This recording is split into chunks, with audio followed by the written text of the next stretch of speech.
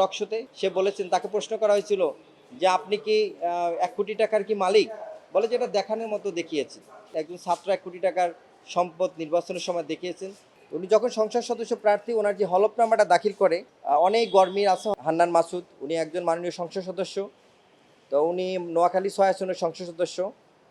উনি খুব আলোচিত এবং সমালোচিত, অনেকে তাকে বন্দর মাসুদ হিসেবেও চিনে। তো আমরা আসলে যে কারণে এসেছি, ওনার এলাকারই একজন ব্যক্তি ক্ষুব্ধ হয়ে বা ওনার যে সংসদ সদস্যের যে প্রার্থীতা সেটা চ্যালেঞ্জ করে একটি রিট দাখিল করেছে উচ্চ আদালতে। যেটি আজকেও কার্যতালিকা আছে অ্যানেক্স মেইন 20 নম্বর কোর্টে, মাননীয় বিচারপতি রাজিক আল জলিল মহোদয়ের দ্বৈত বেঞ্চে আছে। তো আপনার যেই বিষয়টা উনি এসেছেন, আমি ওনার ফাইলিং লয়ার, যে বিষয়টা উনি এসেছেন সেটা হলো, আপনারা জানেন যে উনি একজন ছাত্র ছিল, ছাত্র থেকে সমন্বয়ক, সমন্বয়ক থেকে সংসদ সদস্য প্রার্থী।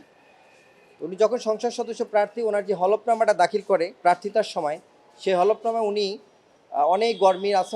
হলফনামাটা আমরা এই পিটিশনের অ্যাপ্লিকেশনের সাথে দিয়েছি, রিটের সাথে দিয়েছি। সেখানে অনেক গরমিল আছে। তার সম্পদের তথ্য, তিনি 6 লাখ টাকা ব্যবসায় উল্লেখ করেছেন, স্বর্ণে উল্লেখ করেছেন, সব কিছুই এলোমেলো। তো এটা নিয়ে অনেক প্রশ্ন ছিল। 1 কোটি টাকার সম্পদ তিনি দেখিয়েছেন, একজন ছাত্র 1 কোটি টাকার সম্পদ নির্বাচনের সময় দেখিয়েছেন, যা অবশ্যই কোয়েশ্চেনেবল। আর পরবর্তীতে এই বিষয়টা নিয়ে ওনার যে হলফনামার যে তথ্য, উনি 1 কোটি টাকা হলফনামায় দেখিয়েছেন, সেই তথ্যটা উনি নিজেই স্বীকার করেছেন যে এটা দেখানোর মতো, দেখানোর জন্য দেখিয়েছি। আপনারা জানেন যে গত 8 তারিখে 8/6/2026 তারিখে গ্রিন টিভির একটা টক শোতে উপস্থাপক নাজদিন মুন্নির প্রশ্নের উত্তরে সে বলেছেন, তাকে প্রশ্ন করা হয়েছিল যে আপনি কি 1 কোটি টাকার কি মালিক? বলে যে এটা দেখানোর মতো দেখিয়েছি। তো আমাদের প্রশ্নটা সেই জায়গায়, বা আমরা যে কারণে উচ্চ আদালতে এসেছি, যে একজন সংসদ সদস্য, তার মধ্যে যদি ট্রান্সপারেন্ট না থাকে, তিনি যদি, যিনি আইন প্রণেতা, তিনি যদি ইলিগালি সংসদ সদস্য পদে থাকেন এবং ইলিগাল অ্যাক্টিভিটির মাধ্যমে, ইলিগাল হলফনামার দাখিলের মাধ্যমে তার তথ্য গোপন করে যদি সংসদে প্রতিনিধিত্ব করেন, তাহলে সেখানে দেশের আইন যারা তৈরি করবে তারাই যদি আইন আইন পরিপূর্ণ না হয়, তাহলে দেশের মানুষ আইন আইন আইন আইন প্রণেতাদের কী ভাববে? সো আমরা এটা এই মাননীয় সংসদ সদস্য যিনি আছেন নোয়াখালী 6 আসনের হান্নান মাসুদ, তার এই আসনটিকে আমরা ডিক্লারেট টু ভ্যাকেন্ট চেয়েছি। এবং আমাদের যে একটা